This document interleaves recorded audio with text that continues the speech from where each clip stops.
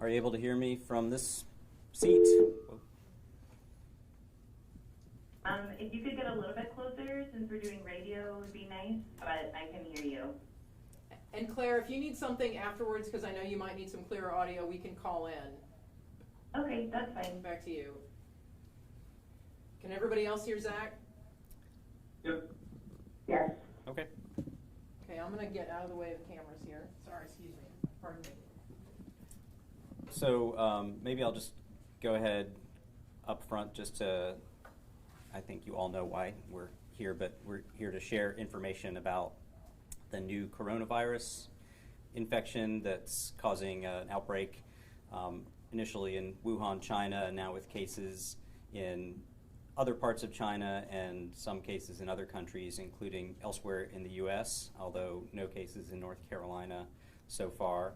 Of course, this is a big concern anytime there's a new virus that especially has the ability to spread from person to person. That's always a serious concern, something that we take very seriously. We've been staying in very close contact, frequent contact with CDC and with our other state health departments and our local health department colleagues to make sure we're getting all the information that's available.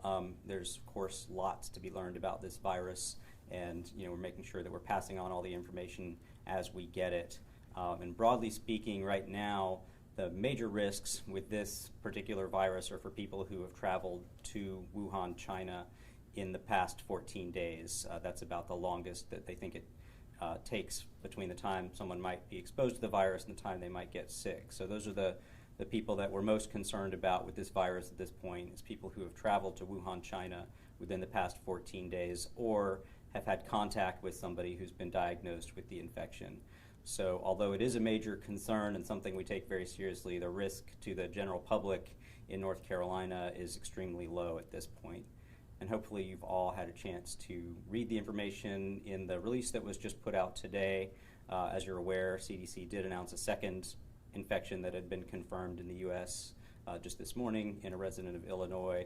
And we have shared information today regarding one patient who is in North Carolina and has been had samples collected for testing for the novel coronavirus that are still pending. And this is a person who had traveled to Wuhan, China, and we think is unlikely to have infection with this novel coronavirus, but we have gone ahead and working with CDC to get these samples tested just to be sure about that. So I think that's probably the background I have to share. I guess maybe I should add, this is a person who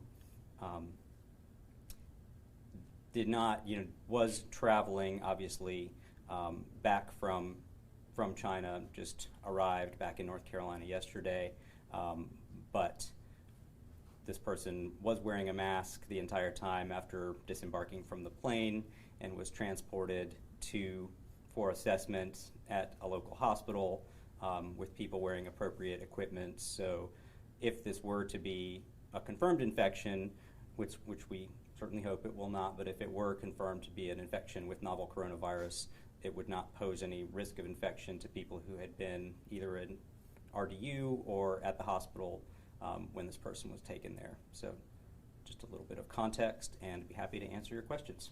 Can you speak about what happened yesterday when they got to the airport? One, what was the red flag that that you guys wanted to monitor this person? I understand they were presenting symptoms, but what were those symptoms, and why did it raise a concern?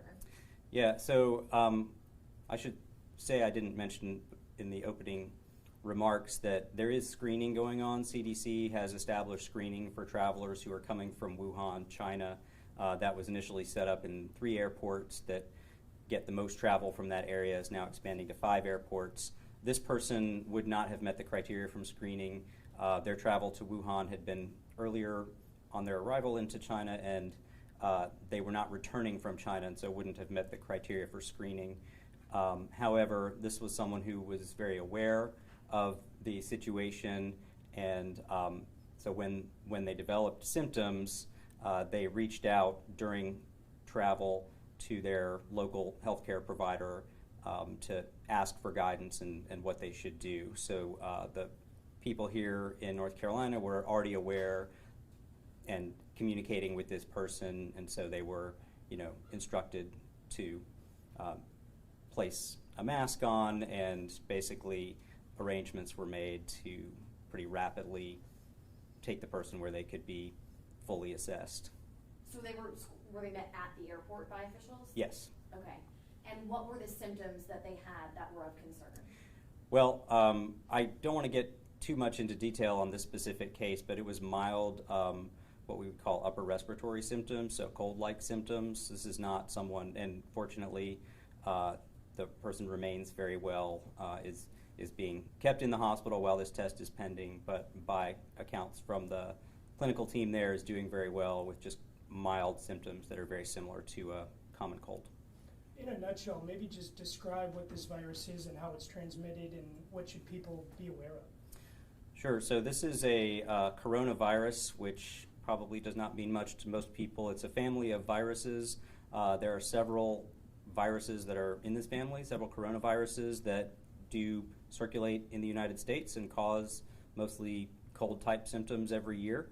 And there are some coronaviruses that have emerged in recent decades that can cause more severe illness, and specifically that's SARS, which people might remember from about 15 years ago, caused large epidemics, and then MERS, or the Middle Eastern Respiratory Syndrome virus, which is still circulating mostly in Saudi Arabia. So those are two coronaviruses that cause more severe illness, like pneumonia, lung infection, that type of thing. So this is a new coronavirus that had not been seen before.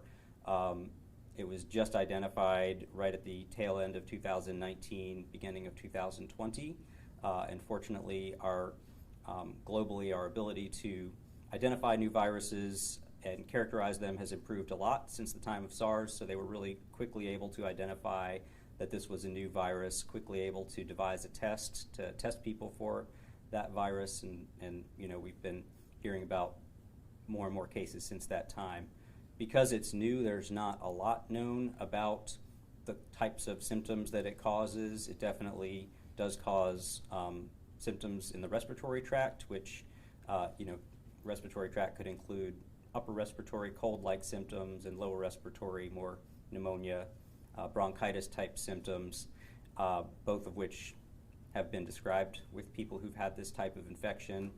We're still learning a lot in terms of the severity of illness. There have been deaths linked to this virus. There have also been cases that have been very mild, and I think in the coming weeks and months we'll learn a lot more about how likely it is for people to develop a severe infection, etc. And being viral, there's not a whole lot people can do to combat it. So there are no treatments that are FDA approved for coronaviruses. There are some antiviral drugs that have been studied that might have some effectiveness and that could potentially be used if there were cases of infection with this coronavirus that could be accessed to, if there were a severe case, to try and see if those would have an effect. But by and large, the treatment for people who have coronavirus infections is just to manage the symptoms, just to, if it's, whether that's upper or lower respiratory, just to make sure that they're kept safe and minimize the symptoms as much as possible. Hey, Zach. Yes. It's Claire. What would you say to somebody who hears this news and is like really nervous? Well, as I said before, I think it's very appropriate to be concerned whenever there's a new virus that's emerged, and we're still learning about it. But also, as I said, the risk right now is primarily for people who have traveled to Wuhan, China. In fact, today CDC just increased their travel advisory, recommending against any non-essential travel to that area. That is where the vast majority of cases have been in people who either live in Wuhan or had traveled to Wuhan, with so far a fairly small number of cases detected elsewhere, and those were almost all people who had traveled there. So I think it's appropriate to be concerned and to be paying attention, but the risk to people here in North Carolina at this point in time is very low. Great, thanks. Mm-hmm.